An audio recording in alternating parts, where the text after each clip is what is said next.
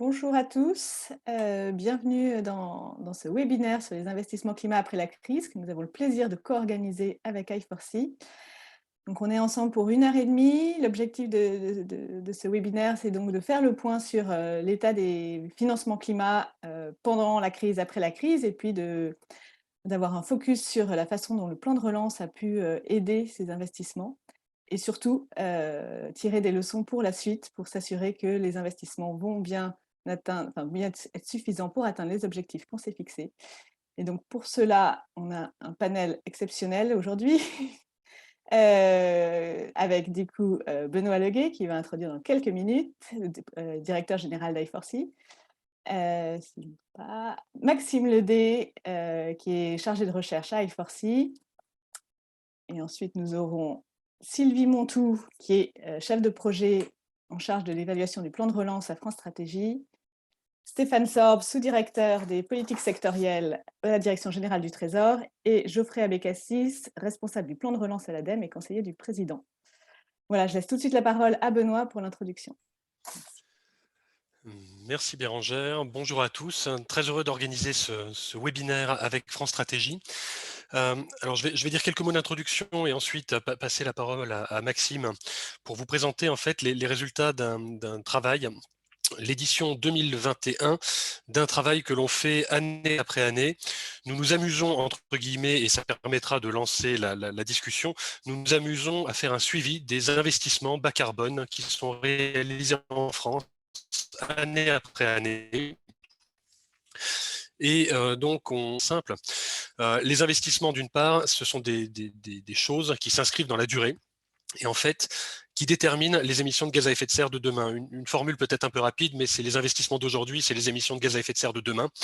Et en fait, si on veut être neutre en carbone, et c'est l'ambition de la France et de l'Europe, si on veut être neutre en carbone à horizon 2050 et accessoirement adapté au changement climatique, il faut la question de la compatibilité des investissements que l'on fait aujourd'hui et dans les prochaines années avec l'atteinte de ces deux objectifs, adaptation d'un côté et de l'autre. Et évidemment, il faut se les poser un petit peu avant, puisqu'un investissement a une durée de vie de quelques années à quelques dizaines d'années.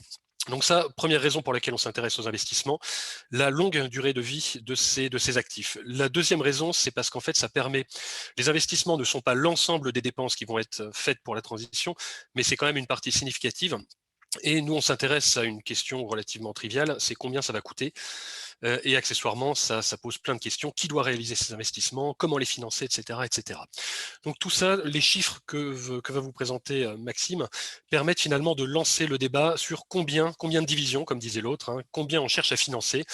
Et ensuite, on peut se poser plein de questions sur combien pour le privé, combien pour le public, comment on séquence ça dans le temps, etc., etc. Donc c'est la 8e édition du Panorama. En fait, c'est un travail qu'on a commencé en 2014 et nous bénéficions du soutien de l'ADEME. Donc je profite de la présence de Geoffrey pour le remercier à ce niveau, et également du ministère de la Transition écologique.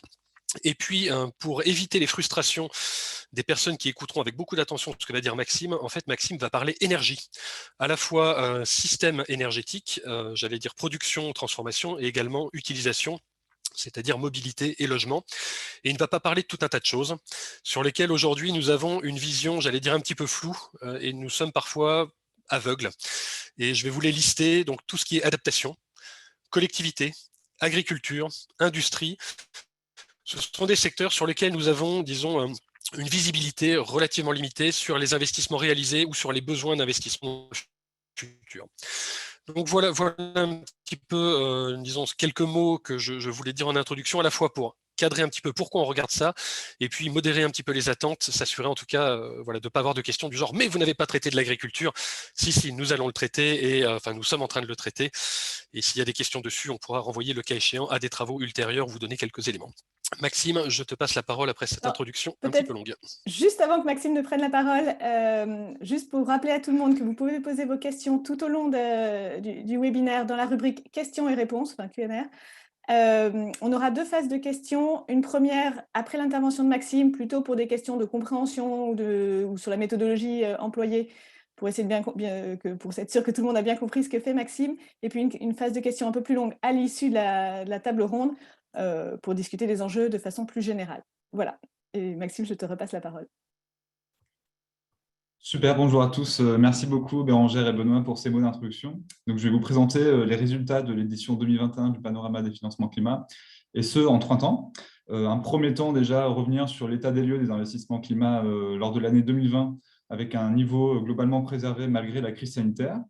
Puis, je reviendrai donc sur le déficit d'investissement que l'on constate, et notamment, donc, on verra que les mesures de relance ne suffiront pas probablement à combler ce déficit d'investissement.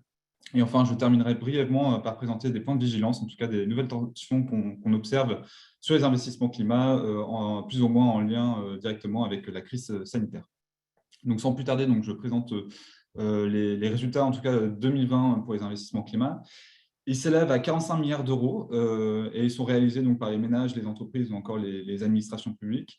Et c'est une croissance de l'ordre de 10% par rapport à 2019. Et en fait, cette hausse se concentre essentiellement dans un secteur, c'est celui des voitures électriques et hybrides rechargeables.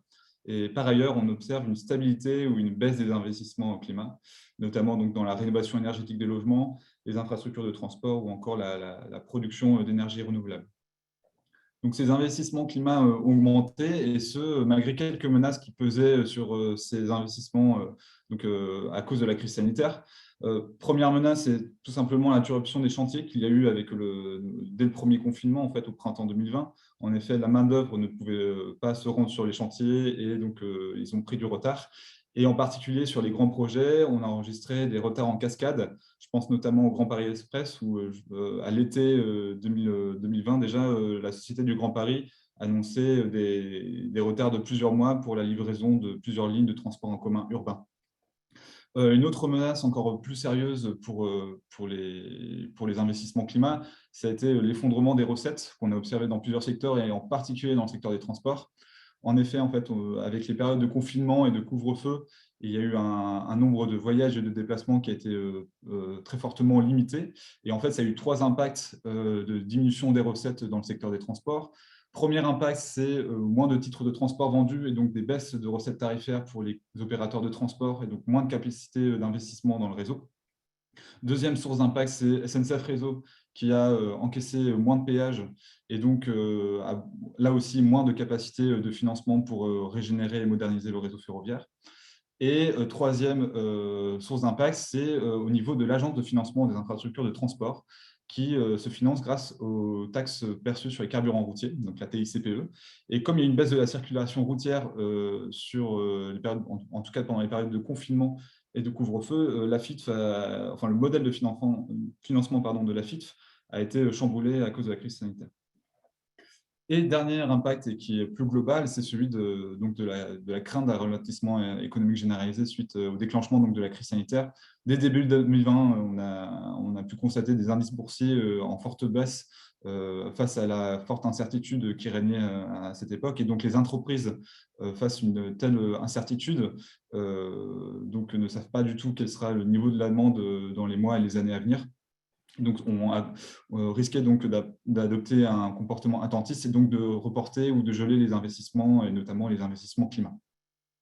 Donc, par rapport à ces différentes menaces, en fait, elles ont été plutôt contenues par les pouvoirs publics grâce à des mesures d'urgence.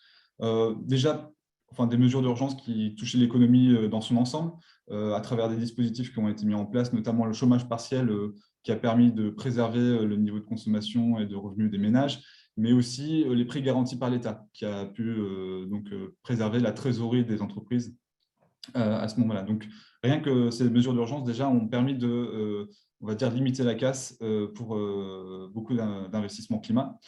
Mais aussi, il y a eu des interventions au cas par cas de la part des pouvoirs publics. Et on pense là encore au secteur des transports, où l'État a mis en place des subventions et des avances remboursables pour couvrir les pertes des recettes, enregistrant en tout cas sur les recettes tarifaires et fiscales de la part des collectivités, qui ont donc pu continuer à faire tourner leur réseau de transport en commun et continuer à investir en tout cas dans le réseau.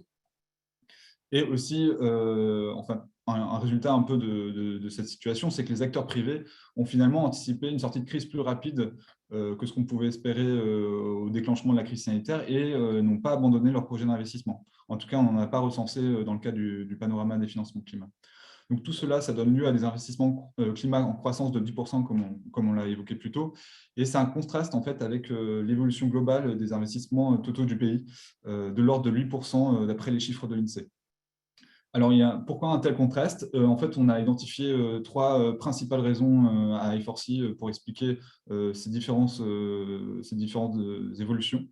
D'abord, la première, ça concerne le secteur automobile. Comme on l'a vu, la hausse des investissements climat était essentiellement portée par le secteur des voitures électriques et hybrides rechargeables. Et en fait, au 1er janvier 2020, est entrée en vigueur une importante échéance réglementaire. Et donc, les constructeurs automobiles ont été contraints de vendre davantage de voitures bas carbone et donc des voitures électriques et hybrides rechargeables, sous peine de s'exposer à des sanctions financières de la part de la Commission européenne. Donc, ces constructeurs ont adopté des stratégies commerciales et marketing pour vendre davantage de voitures électriques et hybrides rechargeables. Deuxième raison de la bonne tenue des investissements climat, c'est en fait le maintien des grands programmes d'investissement dans le secteur des transports notamment. Donc avec SNCF Réseau et la Société du Grand Paris qui ont maintenu leur programme d'investissement, même s'ils ont été chamboulés par la crise sanitaire. Du côté des développeurs de projets d'électricité renouvelable, par exemple, le chantier des parcs éoliens en mer suit son cours et n'est pas remis en question. Et sur le parc nucléaire, malgré le fait que EDF a enregistré des résultats opérationnels en baisse à cause de la crise sanitaire avec une diminution du prix des énergies et une moindre disponibilité du parc nucléaire, elle maintient son programme d'investissement dans l'EPR de Flamanville et dans son programme d'entretien du parc nucléaire existant, donc le programme dit du grand carénage.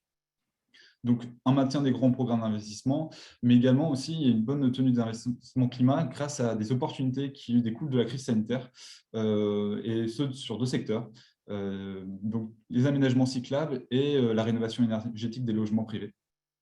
Côté des aménagements cyclables, en fait, les collectivités ont craint donc une sorte de rebond du recours à la voiture individuelle à la sortie du confinement, en fait, au détriment des transports collectifs. Et donc, ces collectivités ont voulu inciter l'usage du vélo auprès de la population. Et donc, ont mis en place des aménagements cyclables provisoires avant d'être pérennisés au fil de l'année 2020. Donc, il y a eu un effort important au niveau des politiques cyclables de la part des collectivités à ce moment-là. Et du côté de la rénovation énergétique des logements, en fait, après les longues périodes de confinement, les ménages se sont davantage intéressés au confort dans leur logement et notamment au confort thermique. Et donc, beaucoup se sont lancés dans la rénovation énergétique de leur logement.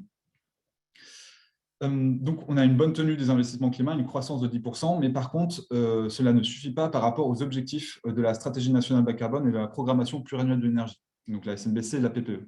Il faudrait en effet 13 à 15 milliards d'euros supplémentaires chaque année d'ici 2023 pour respecter les objectifs de la SNBC et de la PPE. Et ce montant de 13 à 15 milliards d'euros, c'est un strict minimum, comme l'avait déjà évoqué Benoît. En fait, d'abord, parce que les besoins ont été chiffrés donc, à partir de la SNBC et de la PPE, et ces deux stratégies en fait, tablent donc, sur une réduction des émissions de gaz à effet de serre de l'ordre de 40% entre 1990 et 2030. En fait, il y a à peu près un an, le Parlement européen a voté une loi qui vise à rehausser ce niveau d'ambition.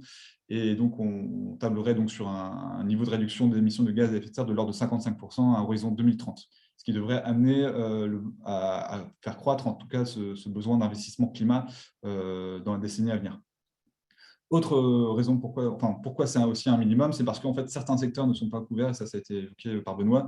Il y a des secteurs dont on n'arrive pas encore à chiffrer les besoins d'investissement et des travaux sont en cours au sein de notre institut, donc notamment dans l'agriculture, l'industrie et l'adaptation au changement climatique. Et donc, ça peut amener à grossir encore ce chiffre de 13 à 15 milliards d'euros supplémentaires.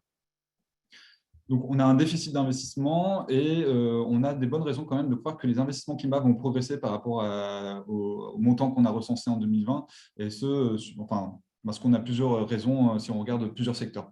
Premier secteur pour lesquels les investissements devraient croître, c'est la rénovation énergétique des logements. Si on fait la somme des aides publiques qui sont octroyées auprès des ménages de la part des pouvoirs publics, notamment de l'ANA, mais aussi à travers les certificats d'économie d'énergie, il devrait atteindre l'ordre de 7 milliards d'euros en 2021, ce qui est plus que ce qu'on avait enregistré en 2019 et 2020. Aussi, on remarque sur le marché immobilier ancien davantage de transactions. Or, lorsqu'un ménage emménage dans un logement, c'est une opportunité parfaite pour entreprendre la rénovation énergétique et donc ça devrait donner lieu à des investissements croissants. Un autre secteur où les investissements devraient encore croître, c'est celui des voitures électriques et hybrides rechargeables. La réglementation européenne est toujours là, et donc les constructeurs essayent de commercialiser davantage de modèles, et donc selon Transport et Environnement, il y aurait 150 nouveaux modèles d'ici 2023.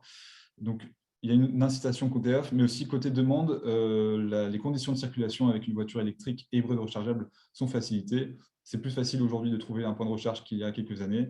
Et les batteries des voitures électriques aussi sont plus performantes, et donc l'autonomie de ces batteries augmente. Un autre secteur où les investissements augmentent, c'est celui du réseau ferroviaire, où en fait déjà à la fin du premier semestre 2021, SNCF Réseau a rapporté des investissements en forte hausse, même par rapport au niveau d'avant-crise. Et ça a été permis notamment grâce à la recapitalisation et à la reprise de la dette de SNCF Réseau par l'État, qui en fait a permis de diminuer des frais financiers et donc de donner des capacités d'investissement supplémentaires à SNCF Réseau. Donc, bien qu'on ait cette progression d'un investissement qu'on devrait observer en 2021 et 2022, on pense que ça ne suffira pas pour combler le déficit. Là encore, si on regarde plusieurs secteurs, notamment celui des véhicules professionnels électriques, donc les véhicules utilitaires, les poids lourds, en fait, on est très loin encore des objectifs de la programmation pluriannuelle de l'énergie, et ce retard ne sera sûrement pas comblé d'ici 2023. Donc là encore, il y a un retard qui durera dans le temps. Sur le secteur des énergies renouvelables, enfin en tout cas sur le secteur de l'électricité renouvelable, on observe un démarrage tardif des chantiers des parcs éoliens en mer, et en fait on n'arrivera pas à atteindre l'objectif de mégawatts tel que prévu dans la programmation pluriannuelle de l'énergie. Et il en va de même aussi pour l'éolien terrestre, où en fait les développeurs de projets sont confrontés à des difficultés à trouver des terrains pour leur nouveau parc éolien, mais aussi en fait ont du mal à mettre en place leur parc éolien parce qu'ils font face à des oppositions locales avec des recours administratifs qui retardent donc la livraison des parcs éoliens terrestres. Et le dernier secteur pour lequel aussi on pense qu'il y aura un déficit d'investissement, c'est celui des rénovations énergétiques des logements, où en fait les rénovations globales, donc, qui permettent de réduire fortement les consommations d'énergie, restent encore très marginales.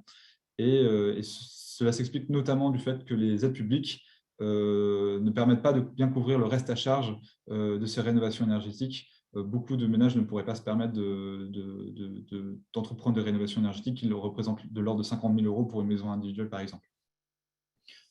Donc, on aura toujours un déficit d'investissement, et en fait, on constate à l'Institut d'économie pour le climat donc, deux choses. D'une part, on a des financements climat du plan de relance qui prendront fin en 2022. Le plan de relance, en fait, les fonds sont supposés, en tout cas, être déboursés entre 2021 et 2022, et après 2022, on ne sait pas ce qui va se passer. Et on a des besoins d'investissement, comme on l'a vu, qui vont croître après 2023. C'est pour ça qu'on pousse l'idée à l'Institut de l'économie pour le climat, pour que les décideurs publics mettent en place une stratégie climat des finances publiques, avec 3 impératifs que nous identifions en tout cas. Le besoin en tout cas de pérenniser l'effort public prévu dans le cadre du plan de relance, voire même de dépenser plus. En effet, on voit pas comment c'est possible de faire davantage d'investissements climat avec moins de ressources publiques, en tout cas actuellement. Et on peut en effet miser sur des baisses de coût du coût des équipements, mais il faut tellement mettre plus d'équipements en service et à un rythme accéléré qu'il faut un soutien public assez fort à ce niveau-là.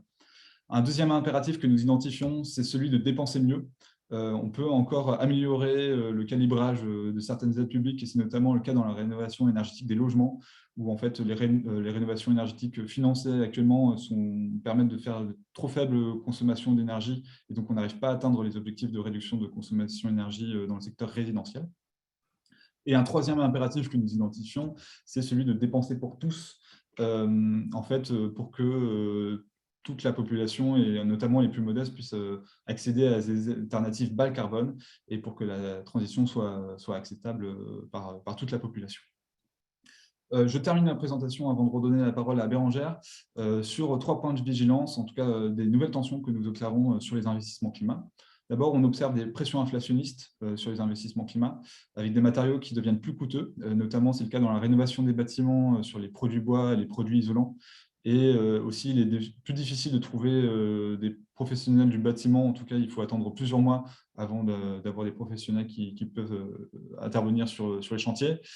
C'est aussi le cas dans les renouvelables et dans les véhicules, avec des pénuries de semi-conducteurs et une augmentation du prix de l'acier notamment. Donc, c'est un gros point de vigilance et qui pourrait en fait amener à ralentir le rythme des investissements climat dans les mois à venir. Une autre tension que nous observons, c'est celui d'une demande qui n'est toujours pas rétablie, en particulier dans le secteur des transports. En effet, on a encore vécu des périodes de confinement ou de télétravail fortement recommandées ou obligatoires qui ont contribué donc à la réduction de la fréquentation des transports en commun. Et qui dit réduction de fréquentation des transports en commun dit diminution des recettes pour les opérateurs de transport, qui ont donc moins de capacité de financement pour investir dans la modernisation du réseau ou même le développement.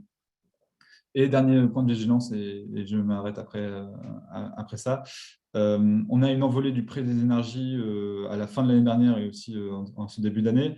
Et en théorie, cela devrait encourager les investissements dans l'efficacité énergétique et les énergies renouvelables et de récupération. Mais cette envolée du prix des énergies est tellement soudaine et brutale qu'elle a surtout pour effet d'obérer le budget des ménages et des petites et moyennes entreprises, et n'est donc pas considérée comme un signal de moyen terme d'augmentation régulière du prix des énergies. Donc l'effet sur les investissements en climat est très incertain pour savoir si cette croissance du prix des énergies va être favorable ou non aux investissements climat. Voilà, j'en ai terminé. Merci beaucoup pour votre attention et je te laisse la parole, Bérangère. Merci beaucoup, Maxime. Alors, on a pas mal de questions. Alors, il y en a à la fois dans discussion et dans questions-réponses. Alors, si vous pouviez mettre les questions qui concernent vraiment les interventions dans la rubrique questions-réponses, ça me faciliterait la tâche. Je propose, donc, il y a pas mal de questions. Je propose que dans cette première phase, on se concentre sur les questions vraiment qui portent sur l'étude d'i4C. Il y a des questions qui sont plus générales sur comment assurer les financements carbone. Je propose que celles-là, on les garde pour la deuxième partie de la discussion. Du coup, si je les prends alors, à peu près dans l'ordre, il y a une première question de François Desjean. Dans quelle mesure vos observations seraient-elles transposables à l'échelle de l'Union européenne? Et puis, je vais te faire 3 questions et puis tu répondras à ces 3-là, ce sera peut-être plus simple. Sophie Champon qui demande quels sont les impacts chiffrés en tonnes ou en pourcentage du manque d'investissement sur la courbe de la trajectoire des gaz à effet de serre. Est-ce qu'on arrive à calculer l'effet que ça fait sur le manque de réduction d'émissions de gaz à effet de serre. Et puis, il y a des questions alors peut-être sur des champs pour savoir s'ils sont intégrés dans votre travail, sur le transport aérien, est-ce que vous avez regardé ça? Est-ce que vous avez regardé les investissements dans les poids lourds et les bateaux, et notamment dans le biométhane? Et puis, on va commencer avec ces questions-là. Je pense que je chasse la tri après. D'accord. Pardon, est-ce que tu peux me rappeler la première question? J'ai déjà oublié, j'aurais dû noter. La première question, c'est sur la transposabilité au niveau des résultats au niveau européen. Alors, bien sûr, l'exercice pourrait être réplicable au niveau de l'Union européenne si on fait la somme des différentes stratégies nationales en termes de déploiement d'équipements et donc de réduction des émissions de gaz à effet de serre pour les transposer en besoin d'investissement. C'est un exercice à notre connaissance qui n'a pas été effectué aujourd'hui. Il y a des initiatives nationales qui ont été réalisées et donc nous, on le fait au niveau national. En tout cas, ce sera un travail très intéressant. Je sais que la Commission européenne a fourni un élément de chiffrage des besoins d'investissement liés à la nouvelle, au paquet Fit for 55. Mais voilà, en fait, on pourrait encore affiner davantage ce travail de chiffrage des besoins d'investissement en identifiant mieux, secteur par secteur, quels sont les écarts d'investissement, en tout cas les manques d'investissement que l'on observe. Ensuite, sur quel impact du coup de ce déficit d'investissement sur la trajectoire de réduction des émissions de gaz à effet de serre, enfin si j'ai bien compris la question, ça c'est difficile de faire l'exercice dans le sens inverse. En fait, nous on part en gros, la SNBC et la PPE chiffrent donc des réductions des émissions de gaz à effet de serre, donnent des indications sur comment y arriver, et nous on les traduit en besoin d'investissement. Après, de reboucler dans l'autre sens, en tout cas nous à l'Institut d'économie pour le climat, on n'est pas capable de le faire. Ça demanderait des données supplémentaires en termes notamment de coûts d'abattement, et donc on n'a pas en tout cas fait ce bouclage-là. mais néanmoins, enfin, le travail pourrait être très intéressant.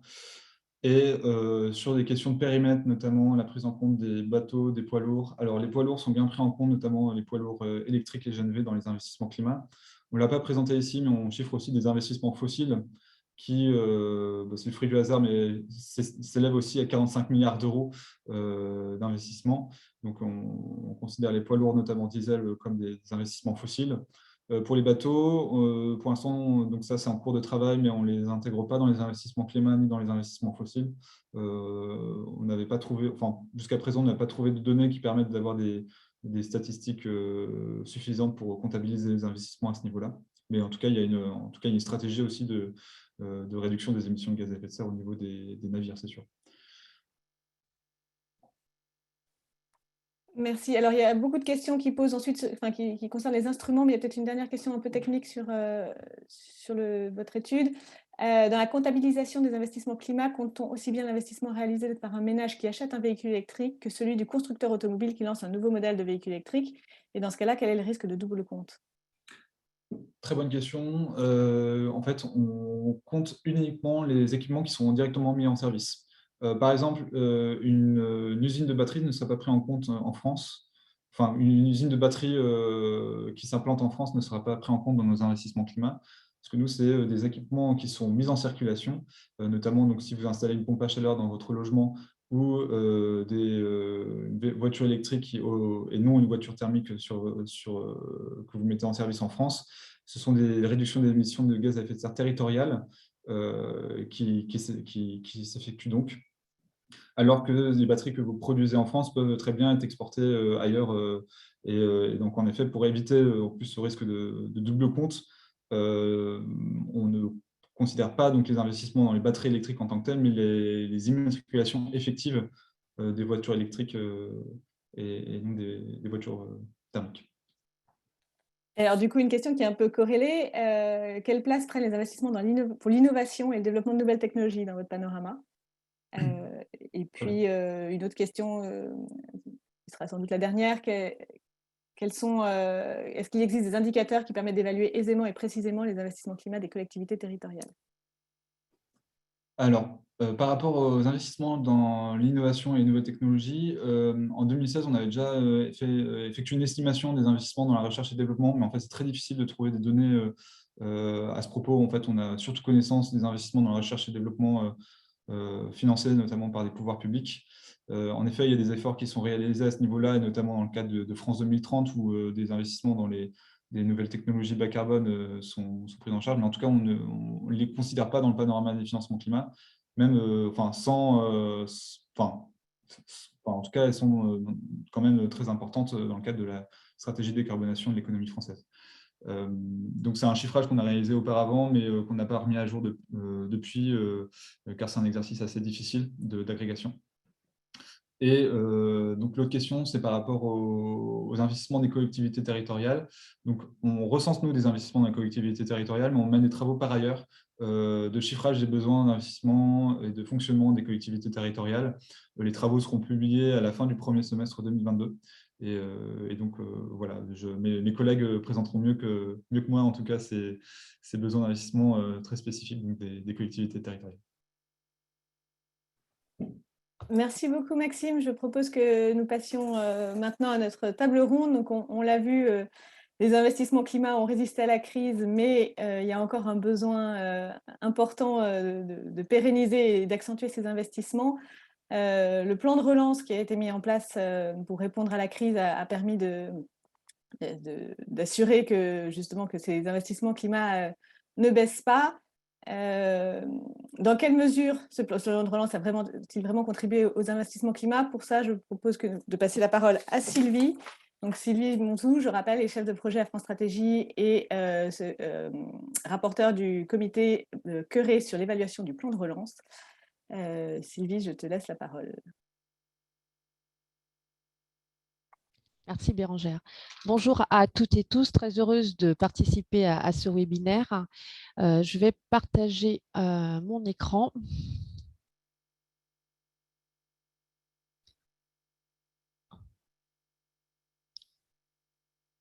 Voilà, j'espère que vous voyez bien tous. et toutes. Donc, l'idée, pour répondre à cette question, c'est de revenir un peu sur effectivement le plan France Relance, son ambition et les principaux résultats de notre évaluation. Donc, c'est un plan qui a une double finalité. Qui est important de rappeler, donc il y a une finalité à court terme qui était de permettre une relance de l'activité rapide de l'activité de l'économie française d'ici l'été 2022 avec un niveau qui devait retrouver celui d'avant-crise et un objectif, et donc cela va bien sûr cet objectif transparaît dans la rapidité d'exécution du plan de relance et de certains dispositifs en particulier, et un autre objectif qui est un objectif à moyen terme qui avait plutôt pour ambition de soutenir la compétitivité. Et cela va se traduire notamment par une accélération dans la transition écologique et la transformation numérique. C'est un plan de relance qui est structuré autour de 3 piliers ou 3 volets. Donc, on a 3 piliers qui sont distincts. L'écologie, la compétitivité et la cohésion. Comme vous pouvez le voir, l'enveloppe budgétaire allouée à chacun de ces 3 piliers représente un ordre de grandeur qui est comparable, équivalent. Et au sein de chaque pilier, il y a bien sûr des dispositifs qui sont assez hétéroclites avec des objectifs propres qui leur sont assignés. Le taux d'engagement à la fin août 2021, selon les dernières données auxquelles nous avions accès, le taux d'engagement était comparable entre les différentes enveloppes. Et concernant le pilier écologie, nous avions 48% de l'enveloppe qui était engagée et 26% le quart qui était décaissé.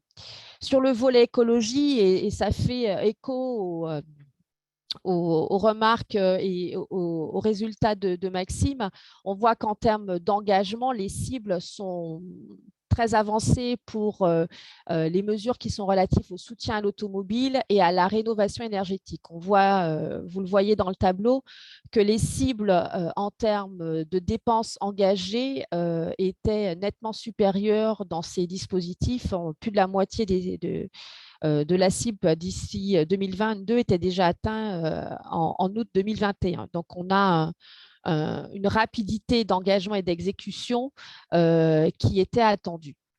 La dimension climatique du plan de relance est forte et elle est ambitieuse lorsque l'on compare notamment par rapport aux principaux partenaires européens de la France.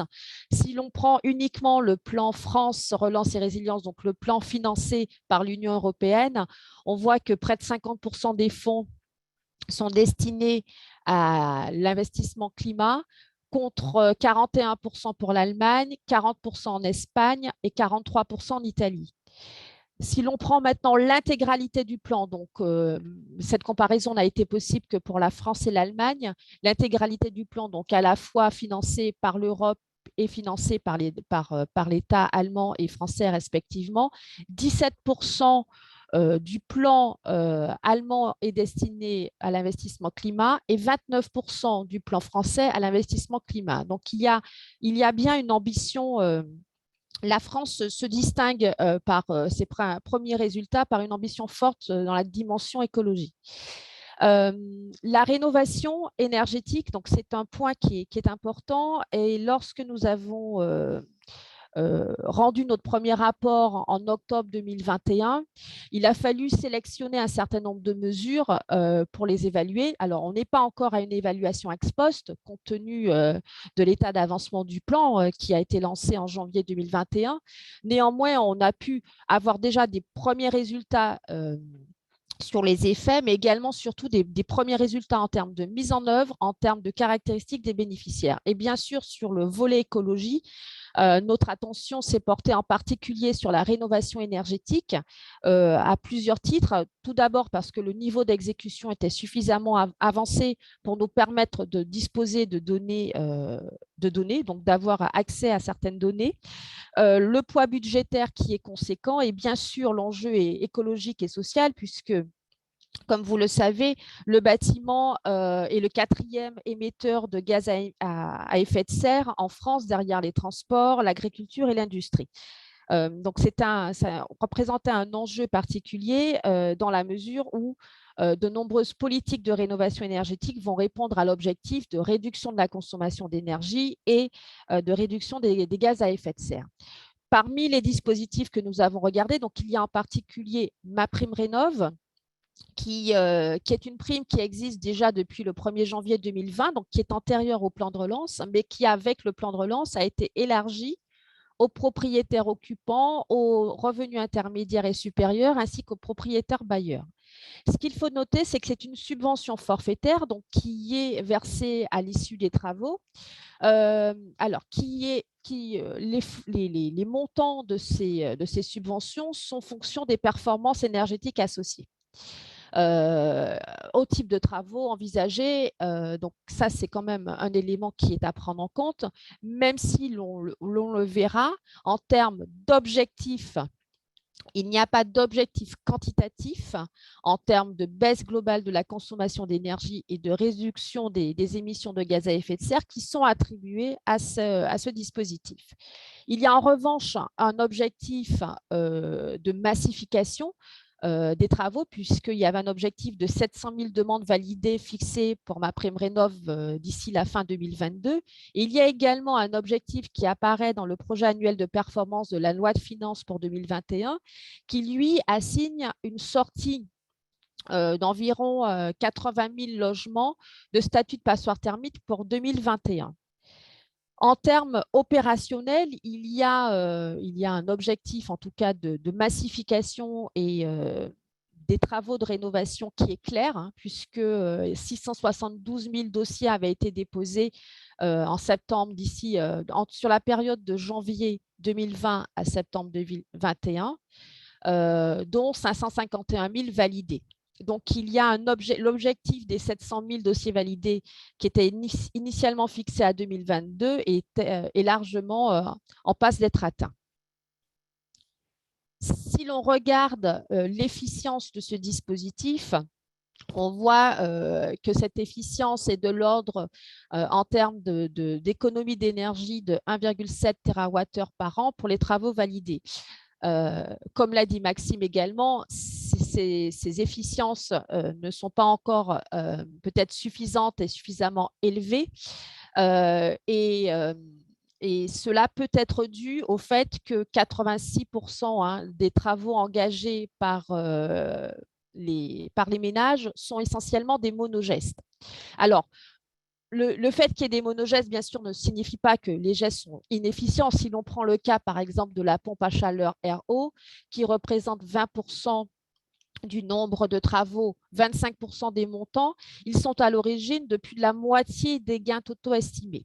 Donc, ce geste est bien sûr efficient. Néanmoins, on sait bien, et ça, il y a des travaux de l'ADEME qui le démontrent, que pour que l'efficience et que la rénovation soit performante et globale, il faut un minimum de gestes. Donc, on parle de bouquet de gestes et que ces travaux soient réalisés dans un temps donné.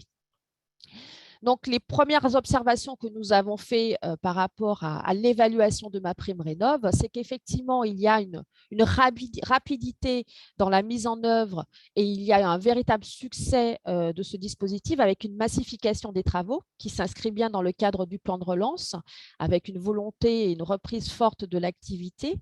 Néanmoins, il y a un contrôle ex post qui est limité quant à la qualité des travaux. On pourra venir sur ce point parce que ça représente un coût, ce contrôle ex post. Et bien sûr, il y a la qualité des travaux qui est conditionnée, et ça c'est pour le moyen long terme, qui est conditionnée aussi à la montée en compétences des entreprises et au développement d'une filière de rénovation globale. Sur le volet de la rénovation énergétique des bâtiments publics, l'ambition est la même, avec une volonté de réduction de la consommation finale d'énergie. Le dispositif est différent puisqu'en fait, il s'agit d'appel à projet. Donc, il y a une enveloppe budgétaire de 4 milliards d'euros qui a été allouée entre les bâtiments de l'État et ceux des collectivités territoriales donc 2,7 pour l'État et 1,3 pour les collectivités territoriales. Et sur le volet de l'État spécifiquement, puisque nous n'avons pas encore eu accès aux données des collectivités territoriales, sur le volet de l'État, il y a eu plus de 6 000 projets qui ont été déposés, des dossiers qui ont été déposés, et on a un taux de sélection d'environ 70%. Et donc, il y a 4 214 projets qui ont été sélectionnés en décembre 2020. Ce qui est intéressant, c'est qu'en termes de critères de sélection, il y avait 2 critères qui étaient pris en compte et de manière équitable. C'est le premier critère qui était donc la capacité du porteur de projet à notifier les marchés avant le 1er janvier 2022. Donc, on est dans cet enjeu de court terme et de rapidité d'exécution. Et le deuxième critère, qui est un critère de performance environnementale, qui va inclure le gain énergétique et le gain environnemental. Et donc là, on a des gains attendus en termes de consommation d'énergie et en termes également de réduction des gaz à effet de serre qui sont déclarés par les différents porteurs de projets. Il y a différents types de travaux qui ont été réalisés. Donc, il y a des rénovations et des installations de chauffage, ventilation et climatisation. Il y a des isolations de toitures et façades et des isolations de fenêtres. Donc, il y a un certain nombre de travaux. Il y avait une forte demande avec des besoins de rénovation importants qui ont été pris en compte. Nous avons estimé effectivement des gains énergétiques, mais également des gains en termes d'émissions de gaz à effet de serre. Et un des résultats qui est intéressant, c'est que un peu plus du quart des projets retenus dans le cadre des appels à projets devraient conduire à une baisse d'au moins 40% de la consommation d'énergie. Et donc, du coup, ces projets devraient permettre, dans un premier temps, de répondre à l'objectif basse consommation. Donc, il y a sur les deux dispositifs essentiellement que nous avons pu évaluer sur les travaux de rénovation énergétique, le premier constat est un véritable est un constat en termes de dynamisation des travaux de rénovation et ça, une grande sensibilisation des ménages, mais également de l'État et des collectivités. Donc ça, c'est un point important. Et le point de surveillance, on en parlera certainement après, qui est effectivement qui est vraiment la mesure de l'efficience de ces travaux avec un respect de la qualité et d'une performance la plus importante de la rénovation.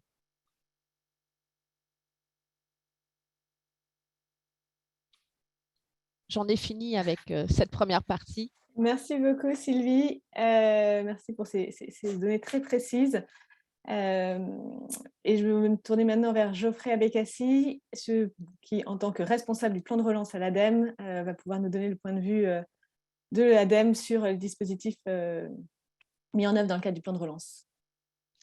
Merci beaucoup. Bonjour à toutes et à tous. Donc effectivement, l'ADEME est un des opérateurs du plan de relance et d'ailleurs l'opérateur principal sur les sujets de la transition écologique.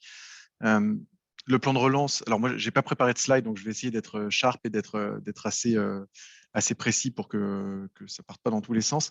Le plan de relance pour l'ADEME, c'est assez structurant. Pourquoi ? Parce que l'ADEME a récupéré 2 milliards d'euros à engager en 2 ans sur différentes mesures que je vais détailler juste après. 2 milliards d'euros en 2 ans, juste pour que vous ayez bien les choses en tête. Nous, notre budget d'engagement, il est entre 600 et 700 millions d'euros par an. Donc, vous voyez l'effort supplémentaire à réaliser pour l'ADEME, mais aussi l'investissement fait par l'État sur ces sujets pour l'agence. Donc, dans ces 2 milliards, on a quoi ? On a principalement des sujets autour de la décarbonation de l'industrie, qui représente 1,2 milliard sur les 2 milliards. Mais on va aussi avoir d'autres mesures, comme l'économie circulaire qui est assez représentée à hauteur de 500 millions d'euros, des travaux sur l'hydrogène qui viennent nourrir la stratégie d'accélération qui est sortie en septembre 2020. Et ensuite, on a un bloc de mesures, alors plus petites d'un point de vue budgétaire, mais pas nécessairement moins importantes, notamment sur les friches. Nous, on a une partie assez circonscrite, mais qui est vraiment celle de la dépollution des anciens sites miniers et industriels, et des mesures qui touchent les PME.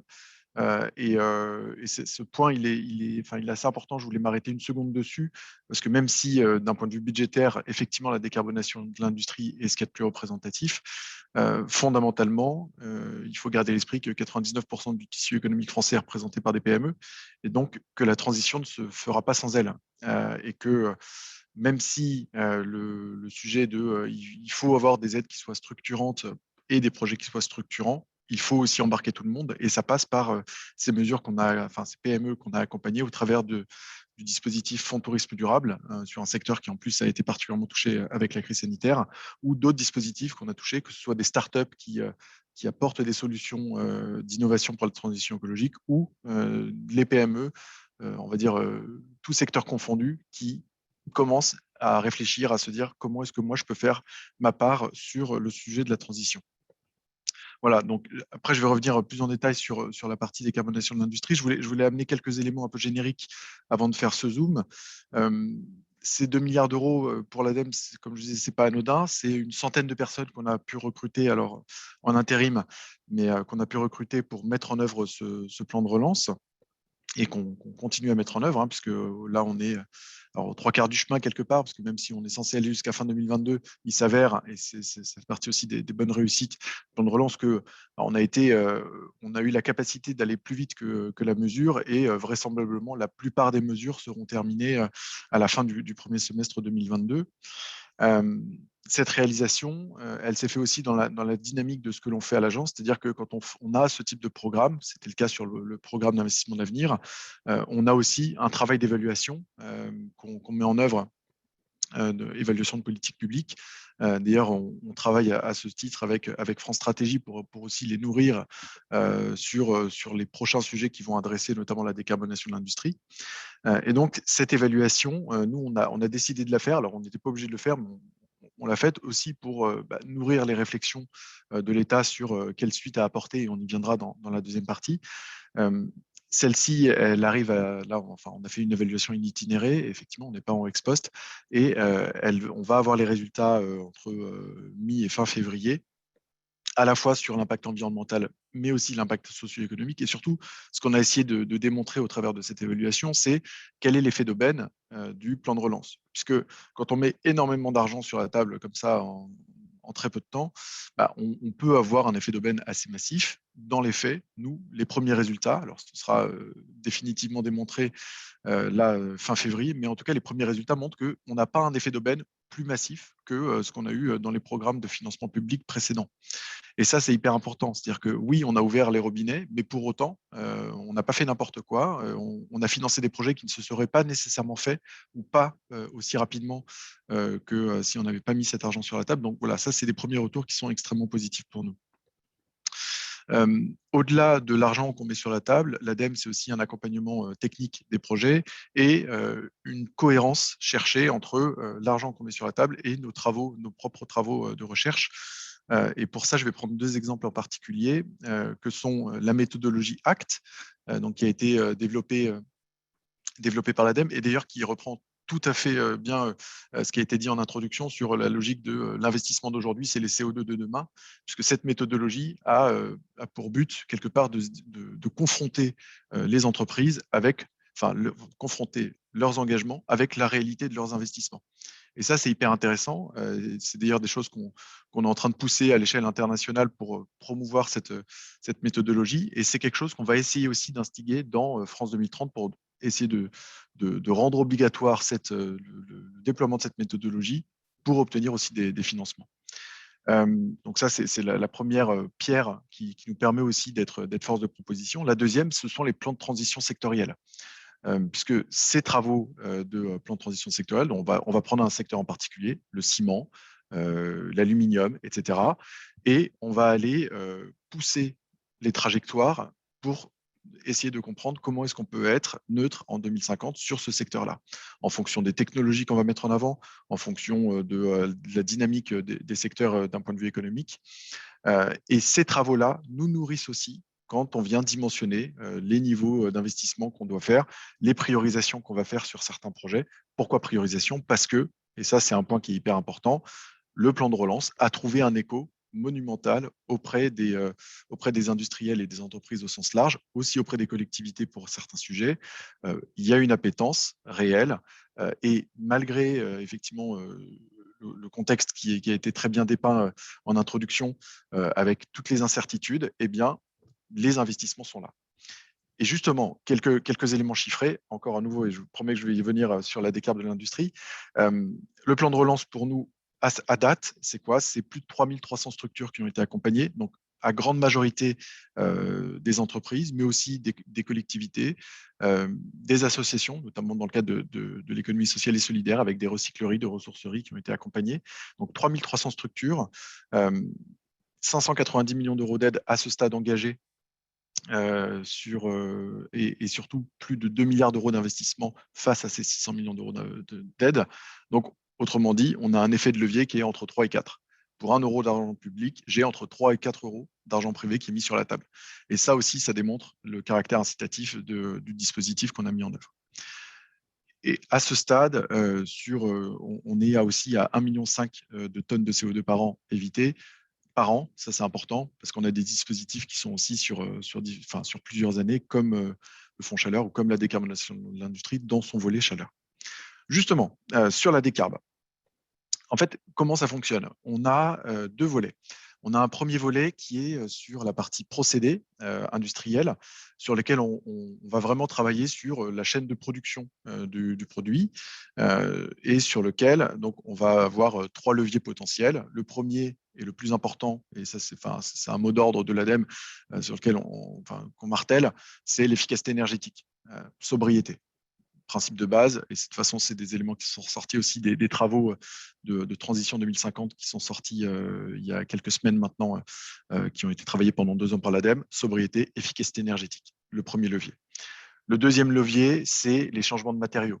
Un exemple concret, Vicat qui fait du ciment, et dans le ciment, il y a du clinker. Le clinker, c'est pas très beau d'un point de vue environnemental. On peut travailler sur la transformation, avoir un ciment qui soit davantage décarboné et donc remplacer ce clinker par de l'argile. Et donc là, en l'occurrence, sur un projet en Grand Est de Vicat, c'est 50 millions d'euros d'investissement pour Vicat, 14 millions d'euros d'aide pour améliorer l'empreinte environnementale du site industriel. Deuxième levier. Troisième levier, et qui est particulièrement pertinent en France au regard de l'électricité décarbonée, même si aujourd'hui, c'est un peu moins le cas que l'année dernière à la même date. Électrification. Alors, on a beaucoup encore de procédés industriels qui fonctionnent avec du fuel, qui fonctionnent aux énergies fossiles. Et donc, l'électrification des procédés est un autre levier important de décarbonation. Donc ça, c'est sur la partie procédés. Et ensuite, on a la partie chaleur, notamment chaleur biomasse, potentiellement chaleur CSR, donc combustible solide de récupération, et puis aussi chaleur fatale. Et sur ce levier de décarbonation de l'industrie pour la partie chaleur, on a fait quelque chose qui est assez intéressant, alors qui n'est pas encore tout à fait notifié à Bruxelles, mais on espère que ça va arriver rapidement. C'est une mécanique qui est plutôt une mécanique assurantielle. C'est-à-dire qu'on a des aides au CAPEX sur la partie chaleur, et ceci depuis déjà plus d'une dizaine d'années au travers du fonds chaleur. Et ce qu'on constate, c'est qu'on a une certaine frilosité, et en fait, celle-ci, elle s'explique du fait de la volatilité des cours de l'énergie, une frilosité des investisseurs à sécuriser des investissements sur le long terme et donc à déclencher des projets. On avait des projets qui étaient sélectionnés et qui restaient dans les cartons parce que volatilité, et du coup non, on temporise parce qu'on n'est pas sûr, etc.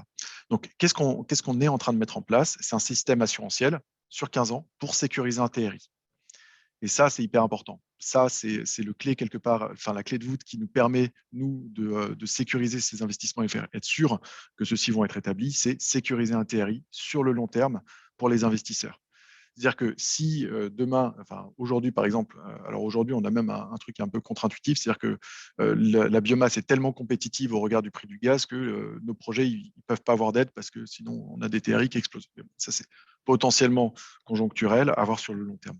Mais la logique c'est quoi? C'est si on a un prix du gaz qui est extrêmement fort, on a un TRI des projets biomasse qui va être lui aussi très fort, et donc potentiellement on va, alors pas réduire, mais en tout cas, il n'y aura pas d'aide au fonctionnement.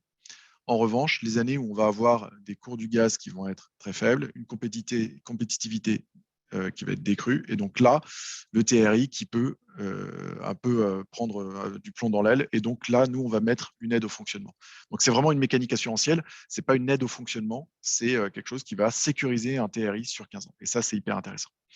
Ce que je voulais dire aussi sur cette décarbe, c'est qu'on a énormément de secteurs qui ont été touchés. Et ça, c'est hyper important pour nous, d'avoir un volant de projet qui soit assez étendu. Donc, on a touché l'agroalimentaire, l'industrie du bois, la chimie et les matériaux, nécessairement la construction, mais aussi, et ça, c'est peut-être les plus gros, et notamment ceux qui vont arriver avec des annonces du président de la République, si je ne dis pas de bêtises, dans quelques semaines, on va dire ça comme ça.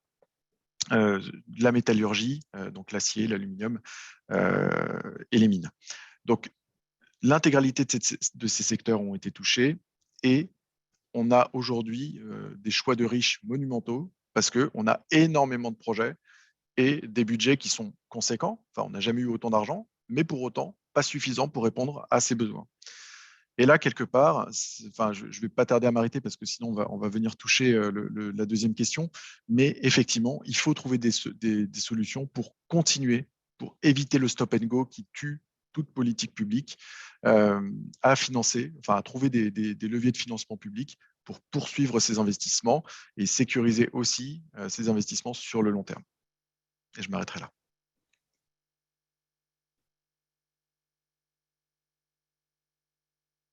Voilà.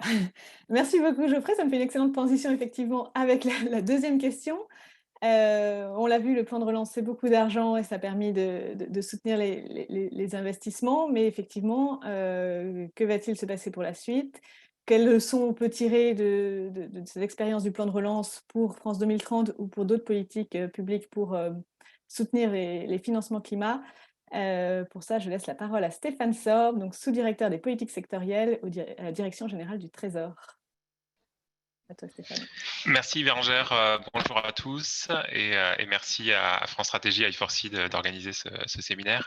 Alors, je vais commencer par partager mes slides.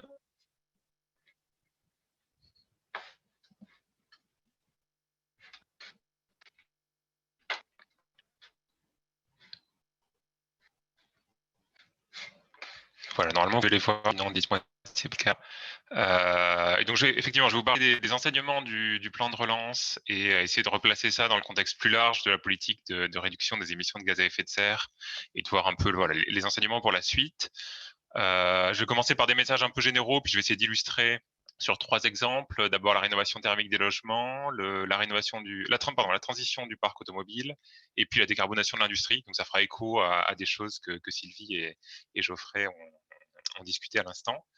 Je vais passer assez vite sur le début parce que ça va faire écho à ce que disait Sylvie à l'instant sur les objectifs du plan de relance. Voilà, juste répéter que un des principaux objectifs, c'était la stabilisation macroéconomique, le redémarrage de l'activité après la crise, la création d'emplois, et que voilà, cet objectif est atteint ou en passe d'être atteint, comme l'a montré le comité Queré. Alors évidemment, il faudra continuer les analyses par la suite. C'est pas forcément évident de démêler les contributions des aides d'urgence, du plan de relance, et puis de l'évolution des conditions sanitaires. Mais en tout cas, voilà, sur ce point-là, le diagnostic a priori est positif. Le plan de relance a contenu une part verte importante, de l'ordre de 30%, comme l'a dit Sylvie aussi, importante en comparaison internationale. Et en pratique, ça a permis de stimuler des investissements, déployer des nouveaux instruments, tester de nouvelles choses, tout ce qui était ce soutien à la décarbonation de l'industrie, de vraiment massifier ça, le fonds pour les friches, par exemple, qui est un nouvel instrument aussi, et puis massifier le recours à d'autres instruments. Alors, on peut penser à MaPrimeRénov', on peut penser sur le parc automobile, au bonus, à la prime à la conversion. Donc voilà, quelle stratégie pour la suite? Alors nous, les grands messages qu'on voulait faire passer là-dessus, c'est que d'abord, il va falloir continuer à s'appuyer sur une combinaison d'instruments pour atteindre nos objectifs climatiques. Voilà, les objectifs sont très ambitieux, hein, comme ça a été redit en début de séminaire. Un seul instrument ne suffira pas, et secteur par secteur, il y aura probablement besoin d'une combinaison d'instruments, et je vais essayer de discuter ça un peu plus en détail.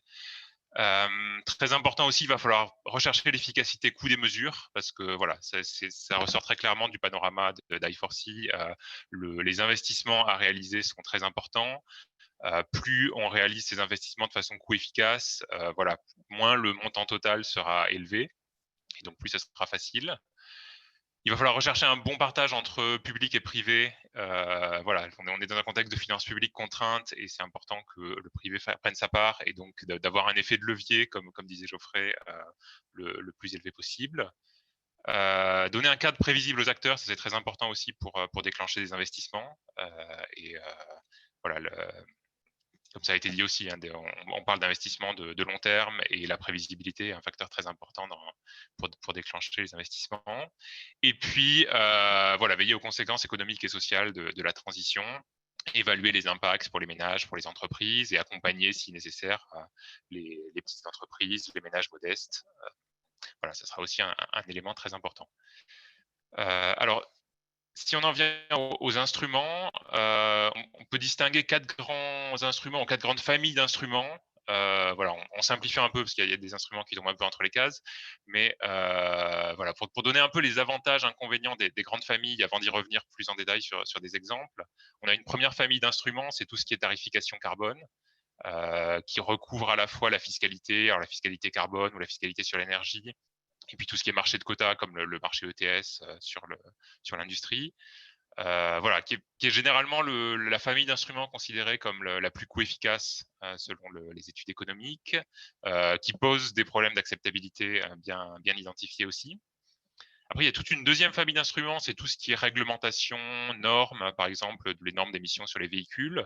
Alors, voilà, qui a des coûts économiques aussi qui sont moins directement visibles que pour la tarification du carbone, mais qui sont aussi in fine payés par les ménages et par les consommateurs. Par exemple, plus les normes se durcissent sur les véhicules automobiles, plus ça revient cher de produire des véhicules qui sont aux normes, et à la fin, c'est les ménages qui achètent ces véhicules qui vont en payer le coût. D'un point de vue économique, c'est un peu plus rigide que la tarification carbone, au sens où c'est souvent des choix un peu plus binaires entre ce qui est autorisé et ce qui est interdit, ce qui est parfois un peu moins coût efficace. Et après, il y a une question d'acceptabilité, alors que voilà, c'est des instruments qui sont souvent vus comme plus acceptables aujourd'hui, mais il y a une question de jusqu'à quel point les réglementations, les normes peuvent être acceptables, et ça dépend à quel point elles vont être contraignantes. On a eu ce débat-là, par exemple, sur les interdictions de location de passoires thermiques, où on a vu que voilà, l'acceptabilité pouvait poser aussi question assez vite. Après, il y a toute une troisième famille d'instruments, c'est tout ce qui est investissement public, subvention publique, alors voilà, qui peuvent être à la fois des investissements dans la recherche pour soutenir la découverte de technologies de décarbonation. Ça peut être des subventions directement dans l'investissement, par exemple la rénovation des bâtiments publics dont parlait Sylvie, ou ça peut être tout ce qui est subvention qui permet d'accompagner les ménages et de déclencher des investissements des ménages, par exemple sur la rénovation thermique des logements. Et puis il y a une quatrième famille dont je ne vais pas trop parler parce que voilà, ça ouvrirait le sujet un peu trop vaste pour ce séminaire, mais qui est importante aussi, c'est tout ce qui est information et transparence, avoir des définitions communes, comptabiliser les investissements, notamment dans les comptes des entreprises, alors via le reporting extra-financier, via la taxonomie aussi des activités vertes pour orienter les flux financiers privés, via le budget vert pour le secteur public. Donc voilà, tout ça est important aussi, mais je vais passer étant donné les contraintes de temps. Donc, le plus intéressant sera peut-être ça sur ces exemples. Comme je disais, je vais faire 3 focus. Le premier sur la rénovation thermique des logements. Alors, je vais pouvoir passer relativement vite parce que là aussi, Sylvie m'a facilité la tâche en racontant déjà plein de choses intéressantes et avec lesquelles je suis tout à fait d'accord. Donc, pour vous donner un peu le panorama sur la rénovation thermique des logements, en fait, c'est un bon exemple parce que on a déjà plein d'instruments qui sont mobilisés un peu en parallèle pour encourager à la rénovation. D'abord, il y a le signal prix avec voilà, tout ce qui est fiscalité sur l'énergie qui vient renforcer le signal prix, en plus après des évolutions des prix de marché. On a un point d'interrogation sur un éventuel marché de quotas pour bâtiments et transports qui est dans les propositions de la Commission européenne dans le cadre de Fit for 55. On a des instruments de réglementation et de normes qui sont beaucoup mobilisés depuis la loi climat et résilience, hein, donc des des interdictions de location des passoires thermiques qui sont prévues, donc à partir de 2025 pour les logements qui ont une étiquette G, de 2028 pour les étiquettes F et de 2034 pour les étiquettes E. Un gel des loyers aussi pour les étiquettes F et G à partir d'août 2022 et des obligations aussi d'audit pour les logements d'étiquette F et G à partir de 2022 et E à partir de 2025. Donc, on a des réglementations qui vont se durcir quand même assez fortement dans les années à venir. Et après, voilà, il y a toute une famille d'investissements et de subventions publiques, alors via MaPrimeRénov' et via le dispositif Habiter mieux Sérénité. Et puis, on a un instrument un peu hybride, c'est les certificats d'économie d'énergie, que je ne savais pas trop dans quelle catégorie mettre, parce que c'est une forme de subvention un peu indirecte à la rénovation, qui peut aider les ménages à faire leur rénovation. Mais ça joue aussi sur le signal prix, parce que c'est les fournisseurs d'énergie qui doivent acheter ces certificats et qui répercutent ça in fine sur le prix de l'énergie. Donc, ça vient aussi renchérir l'énergie qui est utilisée pour se chauffer. Et donc, dans tout ça, quels enseignements avec ce panorama d'instruments, quels enseignements du plan de relance voilà, conformément à ce que disait Sylvie, hein, le plan de relance a vraiment permis de massifier le rythme des rénovations, notamment en 2021, avec une montée en charge très très rapide de MaPrimeRénov'. Et comme disait Sylvie aussi, l'efficience des rénovations reste perfectible. Donc, dans les axes d'amélioration pour la suite, c'est vraiment d'aller vers plus de rénovations multigestes, plus de rénovations performantes, d'améliorer la structuration de la filière et voilà, globalement la qualité des travaux, hein, qui reste un sujet, et de mieux accompagner les ménages. Alors, il y a des questions d'accompagnement financier, mais il y a aussi des questions d'accompagnement pour aider les ménages à justement s'assurer qu'ils vont faire les bons choix de travaux et s'assurer que la qualité des travaux est au rendez-vous. Et donc, ça, il y a des travaux en ce moment sur le développement d'un accompagnateur rénov' qui permettrait de jouer ce rôle d'accompagnement des ménages, voilà, qui sera important pour contribuer à une meilleure qualité des travaux dans le futur. Après, je voulais faire un deuxième focus sur la transition du parc automobile, où là aussi, on a une palette d'instruments pour faciliter la transition du parc thermique vers l'électrique. Alors là aussi, il y a des signal prix avec la fiscalité sur les carburants. Il y a un malus automobile à l'achat en fonction des émissions de CO2 et à partir de 2022 en fonction du poids du véhicule. Là aussi, il y a la possibilité d'un ETS bâtiment transport qui pourrait renforcer le signal prix. Il y a aussi des normes qui sont utilisées. Alors voilà, il y a tout ce qui est normes européennes sur les émissions des véhicules, et puis les zones à faible émission qui vont jouer un rôle aussi plus important dans les années à venir. Pour l'instant, il y a trois métropoles qui en ont, Paris, Lyon et Grenoble. Il y a, si je ne m'abuse, 7 autres métropoles qui sont en cours d'adoption, et dans la loi climat, il est prévu que toutes les métropoles de plus de 150 000 habitants se dotent d'une zone à faible émission à partir de 2025. Voilà, avec à chaque fois des critères quand même assez contraignants en termes de part des véhicules qui sont autorisés à rentrer dans la zone. Et puis après, il y a toute une famille encore d'instruments avec des subventions ou des investissements publics, à la fois pour inciter les ménages à acheter des véhicules moins émetteurs ou électriques, donc le bonus, les primes à la conversion, et puis des investissements dans le réseau de bornes de recharge, qui est aussi indispensable au déploiement des véhicules électriques. Et puis là aussi, les certificats d'économie d'énergie, donc je ne reviens pas dessus. Alors là, quels enseignements du plan de relance dans ce contexte-là? Je vois ce qui se passe vraiment, le gros changement sur la transition du parc, c'est que ça a vraiment démarré. C'est-à-dire qu'on voit en 2021, c'est 10% des véhicules qui ont été vendus qui sont électriques et 9% qui sont hybrides rechargeables, alors qu'on était respectivement à 2% et 1% en 2019. Donc voilà, on était sur des pourcentages très très faibles. Là, ça a vraiment démarré, et on s'explique ça par le fait que les coûts complets de possession entre un véhicule thermique et un véhicule électrique semblent assez comparables, assez proches, une fois toutes les subventions prises en compte. Donc voilà, là on est à peu près au point d'équilibre qui permet au parc électrique de se développer.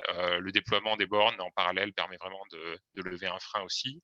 Et donc la leçon qui nous semble importante pour la suite, c'est à mesure que la transition se fait, les coûts des véhicules électriques vont probablement se réduire au fur et à mesure. Le déploiement des bornes, progressivement, on va aussi lever des obstacles, ce qui fait que progressivement, les montants de subventions pourront aussi être réduits pour éviter les effets d'aubaine. Et donc voilà, il faudra réfléchir à la calibration des subventions pour s'assurer que, certes, on ne freine pas le déploiement des véhicules électriques, mais on les sursubventionne pas non plus dans la transition. Voilà, et troisième thème dont je voulais parler, c'est la décarbonation de l'industrie. Alors, ça fera écho aussi à ce que disait Geoffrey. Là aussi, on a une palette d'instruments, hein. On a tout ce qui est fiscalité sur les énergies et le marché de quotas ETS qui vient renforcer le signal prix. On a des normes sectorielles, je ne vais pas y revenir en détail. Et puis, dans la catégorie subvention, investissement public, voilà, les appels à projets à la décarbonation dont parlait Geoffrey, dans le cadre de France Relance et à venir dans le cadre de France 2030 avec des montants très importants, hein, une enveloppe de 5 milliards d'euros dans France 2030, voilà, qui vont contribuer à soutenir la décarbonation. Alors là, quels enseignements du plan de relance? D'abord, le plan de relance a vraiment permis de soutenir des investissements importants, hein, c'est ce que disait Geoffrey, avec des coûts d'abattement relativement faibles. Donc, d'après nos calculs, de l'ordre de 40 € la tonne de CO2 en moyenne, voilà, ce qui est quand même assez raisonnable comme coût d'abattement, relativement peu d'effets d'aubaine. Donc, voilà, un bilan positif là-dessus. Et pour la suite, il nous semble qu'il faut distinguer deux choses dans la décarbonation de l'industrie. D'un côté, c'est le déploiement de technologies de décarbonation qui existent déjà, mais qui ne sont pas forcément rentables aujourd'hui avec le prix du carbone actuel ou compte tenu de l'incertitude sur le prix du carbone futur. Et donc là, c'est intéressant de réfléchir à des dispositifs comme disait Geoffrey, où on peut assurer le porteur de projet contre les variations futures du prix du carbone. Donc, par exemple, les contrats carbone pour différence sont des outils voilà, intéressants auxquels on peut réfléchir. Alors évidemment, en assurant l'industriel, on fait porter le risque aux finances publiques, donc il faut être conscient de ça aussi. En parallèle du déploiement de ces technologies existantes, il faut aussi contribuer au développement des nouvelles technologies qui n'existent pas encore, en fait, parce qu'il y a certains procédés industriels pour lesquels les solutions de décarbonation n'existent pas encore et pour lesquels il faut voilà, essayer de développer ces solutions-là. Et donc là, c'est davantage de la recherche plus en amont, des projets pilotes pour essayer de voilà, faire apparaître des technologies de décarbonation, faire baisser les coûts de certaines technologies qui sont encore à un stade un peu expérimental. Et là aussi, voilà, c'est un des domaines dans lesquels la puissance publique a son rôle à jouer. Donc voilà, un mot pour conclure. D'abord, il faut être conscient que quel que soit le mode d'intervention publique, quels que soient les instruments qu'on mobilise, il y aura un coût pour les ménages. Alors, on voit le coût très directement dans le cadre de la fiscalité carbone, mais les réglementations ont aussi indirectement un coût pour les ménages et les subventions d'investissement ou de subventions publiques, à la fin, ça amène aussi à des impôts supplémentaires pour les ménages, hein, compte tenu des contraintes sur les finances publiques. Et donc, l'enjeu, c'est d'arriver à intervenir de la façon la plus coût-efficace possible pour que ce coût global soit le moins élevé possible. Après, dans quel cadre est-ce qu'il faut réfléchir à tout ça? Voilà, il y a un cadre qui est très naturel, c'est la stratégie nationale bas carbone. Donc, il y a une actualisation qui a démarré depuis quelques mois de la stratégie. Et nous, il nous semble important de renforcer le portage politique de cette stratégie et puis son pilotage opérationnel.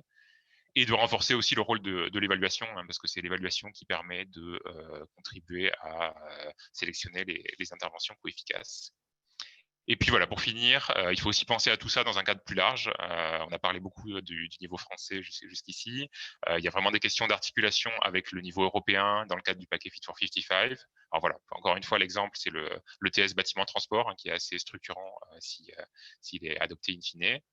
Et puis, il y a une pièce très importante du puzzle aussi, c'est de lutter contre les fuites de carbone. Voilà, on le voit avec notamment le renchérissement du prix du quota carbone dans le marché ETS. C'est un enjeu de plus en plus important. Et tout nous, ce qu'on pousse là-dessus, c'est le mécanisme d'ajustement carbone aux frontières, voilà, qui est inclus dans les propositions de la Commission dans Fit for 55. Et il nous semble que c'est vraiment un élément important du puzzle aussi. Voilà, je m'arrête là. Merci beaucoup. Merci beaucoup Stéphane. Alors, on a été un peu long et j'aimerais qu'on garde un peu de temps pour les questions qui sont très nombreuses dans le chat. Du coup, sur cette question des enseignements du plan de relance, peut-être en deux mots, Sylvie, et puis Geoffrey, quelles sont les leçons à retenir pour la suite? Sylvie, d'abord. Désolée.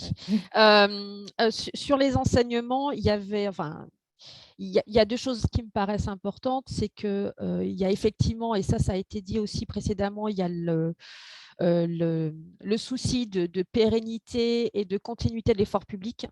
Et ça, on le voit aussi bien à travers le plan de relance que les autres plans qui ont été annoncés, donc France 2030, avec certains dispositifs, certaines enveloppes en fait qui perdurent en fait. Hein. L'effort et on le voit bien sur l'hydrogène et l'énergie renouvelable, sur la décarbonation de l'industrie, sur l'automobile également, qui sont vraiment des dispositifs importants dans France 2030. Sur le plan de la rénovation énergétique, il y a aussi un effort très conséquent puisqu'il y a une enveloppe complémentaire qui a été allouée pour financer justement ce succès de MaPrimeRénov', une enveloppe de 2,4 milliards d'euros qui vient compléter le plan de relance, mais qui est donc en dehors du plan de relance et qui est bien une enveloppe budgétaire. Et sur l'enseignement, comme je l'ai dit, c'est vrai qu'il y a vraiment la question de l'efficacité et de l'efficience des dispositifs. Et pour ce faire, il faut qu'on puisse accéder à des données, on va dire, de consommation réelle, typiquement dans le cas de la rénovation. Et c'est la raison pour laquelle, et j'en profiterai parce que c'est le moyen long terme, on va lancer des appels à projets de recherche pour permettre d'avoir une évaluation qui soit ex post et qui permette de bien appréhender ce concept et qu'on ne mesure pas uniquement le gain en termes de consommation d'énergie ou le gain en termes de réduction de gaz à effet de serre, mais que l'on prenne également en compte le coût d'abattement, qu'on prenne également en compte la valeur, on va dire, socio-économique du dispositif, notamment dans la rénovation, quand on sait le coût que ça peut représenter en termes de morbidité, etc. Et du coup, il y a un enjeu de qualité aussi des travaux, comment mieux appréhender et soutenir des rénovations qui soient globales et performantes. Merci Sylvie. Geoffrey? Oui, je vais être court. Globalement, les enseignements pour l'ADEME, c'est une année fin 2020 et 2021 pleine, enfin peut-être trop pleine, mais en tout cas, là, on a su faire face au choc. Et surtout, effectivement, on a démontré tout le potentiel, notamment sur la décarbonation de l'industrie, toutes les volontés et les velléités des acteurs, soit de se réindustrialiser, soit de transformer, en tout cas, et démontrer surtout que travailler sur sa transition écologique et énergétique, c'est travailler sur sa compétitivité, sur sa pérennité demain. Et ça, c'est le plus important pour nous. En fait, quand on a gagné ce combat-là, on a fait notre job et on peut être fier. Et moi, je suis très fier des collaborateurs de l'ADEME parce que aujourd'hui, on réussit à démontrer ça. Et ça, c'est le plus important. Et donc, demain, et ça, les pouvoirs publics s'en rendent compte aussi. Et du coup, effectivement, ça donne France 2030 avec 5 milliards d'euros sur la décarbonation. Et quelque part, ce qui est hyper intéressant là-dedans, c'est qu'on va travailler autant sur effectivement le déploiement, la massification, France 2030, et sur les travaux autour de la R&D. Et ça, c'est le PIA 4 qui va le faire, dont l'ADEME est également opérateur. Et c'est cette palette complète qui nous permet d'être optimiste, je n'irai pas jusque-là, mais en tout cas, on peut y croire sur la stratégie nationale bas carbone, et ce n'était pas forcément gagné avant la crise. Donc voilà, enseignement, on a tous pris cher, mais finalement, globalement, ça a été plutôt efficace, et on est plutôt optimiste, plus optimiste maintenant qu'il y a 2 ans. Pardonnerai mon langage. Merci beaucoup Geoffrey pour cette touche d'optimisme pour finir. Alors, on a énormément de questions dans le chat, donc c'est sûr qu'on ne pourra pas tout prendre, mais on va essayer d'en traiter une bonne partie. Alors déjà, on a tout je vous fais un lot de questions, je vous propose. Vous les notez et puis ensuite, vous prenez la parole sur celles qui vous concernent ou qui vous paraissent, ou sur lesquelles vous pensez pouvoir apporter quelque chose. On a déjà 2 questions sur l'évaluation qui est menée à France Stratégie, donc sans doute plutôt pour Sylvie. Pouvez-vous nous donner quelques éléments sur les démarches d'évaluation, méthodologie et acteurs, et notamment sur les impacts sociaux? Et puis deuxième question, dans l'évaluation faite par France Stratégie, est-ce que les outils de définition de stratégie pour les collectivités locales ont eu un rôle dans la dynamique des réponses? Ensuite, tout un lot de questions. Alors, il y en a des questions sectorielles sur la rénovation et sur l'automobile, mais beaucoup sur la rénovation. Donc, l'expérience semble montrer que les opérations de rénovation énergétique du bâtiment sont beaucoup plus efficaces lorsque l'on prend en compte l'ensemble du bâti au lieu d'intervenir au coup par coup. Ne faudrait-il pas encourager cette démarche en incitant les collectivités locales à s'y engager et y consacrer davantage de leurs fonds propres en sus des subventions de l'État? Voilà, sur la façon dont est pensée la MaPrimeRénov', et les aides du plan de relance, donc les travaux concernent-ils avant tout des ménages en habitat individuel ou collectif? Et dans quelle proportion? Pourquoi ne pas avoir fixé un objectif d'économie d'énergie pour les logements, plutôt que des gestes? Hem Et puis une question de compréhension, j'imagine, sur, l'enjeu de morbidité que tu évoquais, Sylvie. De quoi parle-t-on? Est-ce qu'on peut préciser ça?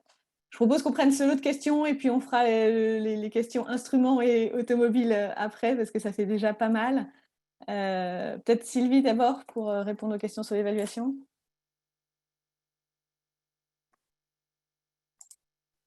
Oui, alors sur la question sur l'évaluation, j'espère l'avoir bien comprise. Je m'en excuse si je réponds un peu à côté. Donc, les méthodes d'évaluation, en tout cas, il y a pas à ce stade de méthode d'évaluation de ces différents plans par les autres pays, hein. On est un peu unique en Europe pour réaliser cet exercice. L'évaluation, elle est basée sur l'analyse de données individuelles ou bien d'audition vis-à-vis des principaux acteurs et stakeholders. Et donc, notamment sur la partie rénovation, c'est ce que je précisais, c'est qu'on est vraiment sur une évaluation itinéraire, c'est-à-dire qu'on a vraiment regardé, compte tenu de l'état d'avancement du plan qui a été lancé en janvier 2021, on a été beaucoup sur le mode de gouvernance, sur la mise en œuvre des différents dispositifs, sur les limites qu'il pouvait y avoir, afin de voir notamment s'il faudrait réadapter ou s'il y avait un problème d'enveloppe budgétaire, sur les caractéristiques des bénéficiaires pour identifier également si les cibles des différents dispositifs étaient atteints. Et sur les premières estimations qui sont basées en fait sur du déclaratif, hein, puisque dans la rénovation, on a très peu d'audits. Donc, il y en a quelques-uns qui sont proposés par les porteurs de projets, mais que ce soit sur la rénovation de bâtiments publics ou la rénovation du résidentiel, on est beaucoup sur du déclaratif, à l'exception d'audits qui sont spécifiques et qui sont demandés pour les bonus SPE et les bonus de rénovation globale en fait, de MaPrimeRénov'. Sur le rôle des collectivités locales, oui, elles ont joué un rôle. Après, on n'a pas été encore en mesure d'identifier le rôle précis, puisque ce qu'on observe, en tout cas sur la partie de MaPrimeRénov', c'est qu'effectivement, le reste à charge est plus ou moins important pour les ménages et qu'il y a bien un cumul possible de différentes aides et qu'il nous semble que ce cumul va renforcer effectivement, il y a une interaction qui sera plutôt positive et qui va renforcer l'incitation à rénover pour les ménages.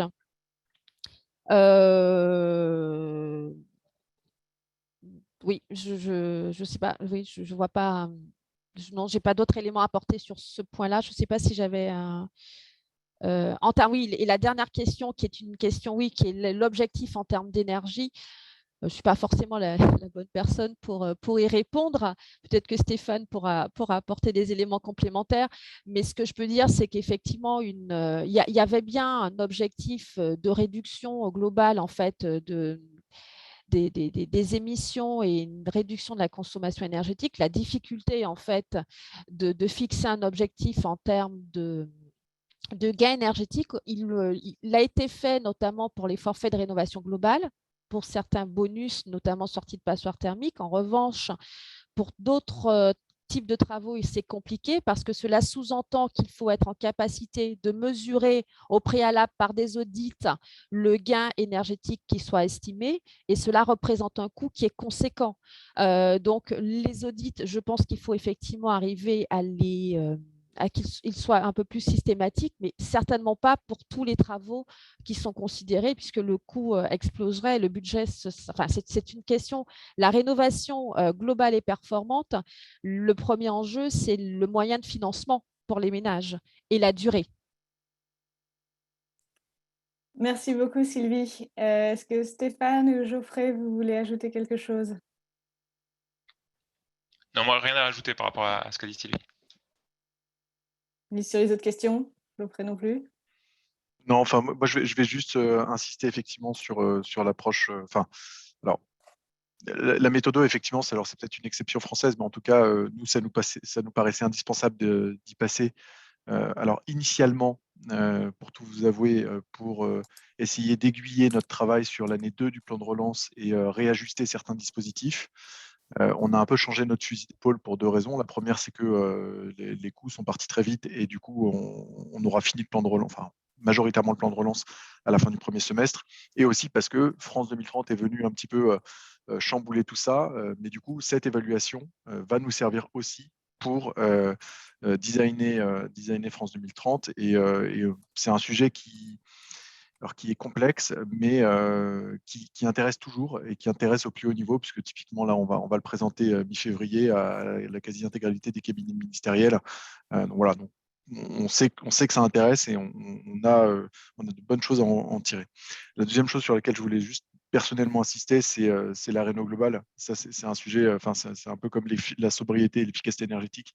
C'est un des sujets qu'on porte énormément au niveau de l'agence. Et que la difficulté, elle est principalement sur le fait que les différents corps de métier, voilà, c'est compliqué de réussir à faire travailler tout le monde ensemble, mais c'est un indispensable à une réno qui soit la plus efficiente possible. Encore une fois, on parle d'efficacité, on parle d'efficience. 1 euro dans une réno globale, certes, il faut en sortir davantage au premier coup, mais pour autant, ça a une efficacité environnementale et énergétique. Et donc, au final, sur le panier du consommateur, indispensable. Enfin, c'est un prérequis indispensable. Merci beaucoup.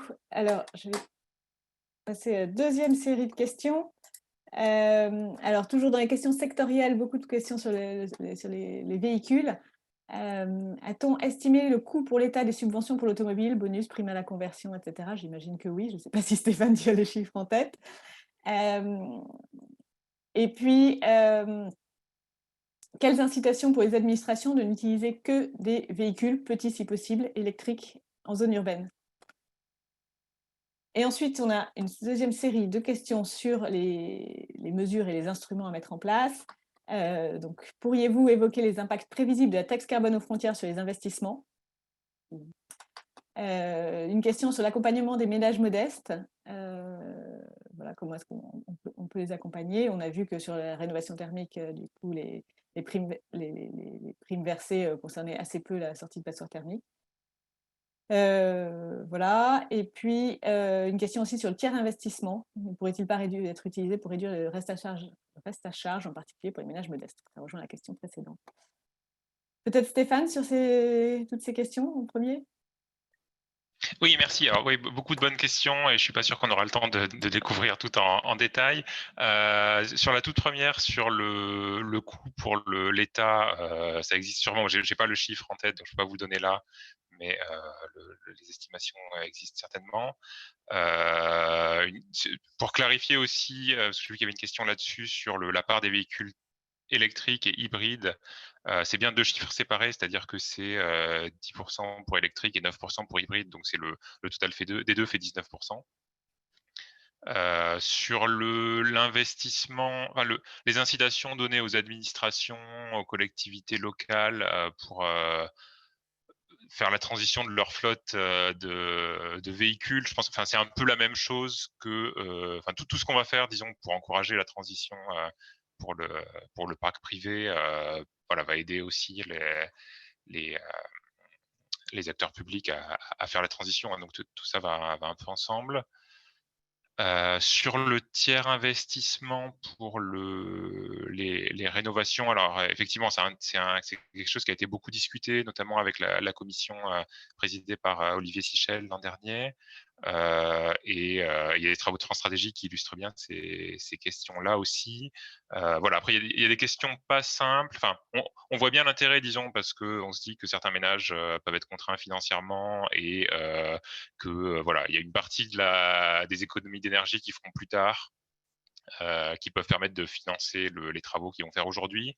Après, en pratique, c'est pas complètement évident non plus de concevoir un instrument qui fasse tout ça, qui marche bien, savoir qui porte le risque, est-ce que ça s'assimile à une sorte de prêt à la fin. Enfin, il y a encore pas mal de questions un peu pratiques à résoudre pour faire quelque chose qui marche là-dessus. Et puis j'en profite peut-être comme j'ai la parole juste pour redire un mot en réaction à ce que disait Maxime au début sur les prix de l'énergie et parce que j'ai l'impression que c'est quand même un des gros sujets du moment aussi, c'est la très forte hausse des prix du gaz, de l'électricité sur les marchés internationaux et les conséquences que ça peut avoir sur les ménages, sur les entreprises et puis sur la transition un peu en général. Et effectivement, on est un peu pris de vitesse d'une certaine manière parce qu'on voit que voilà, on s'attend à ce que certains prix de l'énergie augmentent du fait de la transition, mais pas non plus avec une volatilité telle, parce qu'on a quand même les prix de marché du gaz ou de l'électricité qui ont été multipliés par 4 ou 5 par rapport au prix d'il y a un an. Ce qu'il faut garder en tête quand même, c'est que l'impact, alors certes, il va augmenter la facture pour les ménages et pour les entreprises, mais l'impact est quand même beaucoup, beaucoup lissé par l'ensemble des mesures qui ont été prises. Donc, quand on part de hausse de prix de marché multipliée par 4 ou 5, quand on met bout à bout les différentes mesures qui ont été prises, alors les gels pour les prix du gaz, l'engagement limité à 4% la hausse des tarifs réglementés de l'électricité, les chèques, énergie, l'indemnité d'inflation, on a pas mal de choses qui permettent quand même de lisser un peu la facture et donc que ça augmente un peu, que la facture augmente un peu, c'est plutôt cohérent avec le signal prix qu'on doit envoyer dans le cadre de la transition climatique. Mais effectivement, il faut éviter une volatilité extrême des prix ressentis par les ménages et les entreprises. Sinon, on a le risque que eux-mêmes se retournent contre les mesures qui sont prises pour la transition. Désolé pour le hors-sujet, mais j'en profitais comme j'avais la parole. Alors, je ne pensais pas du tout hors sujet, puisqu'effectivement, Maxime l'avait signalé dans sa présentation, et c'est une vraie question pour le design de nos politiques publiques à l'avenir. Effectivement, si on met l'argent sur le maintien du prix du gaz ou du prix de l'électricité, c'est peut-être aussi de l'argent qu'on a en moins pour financer des investissements.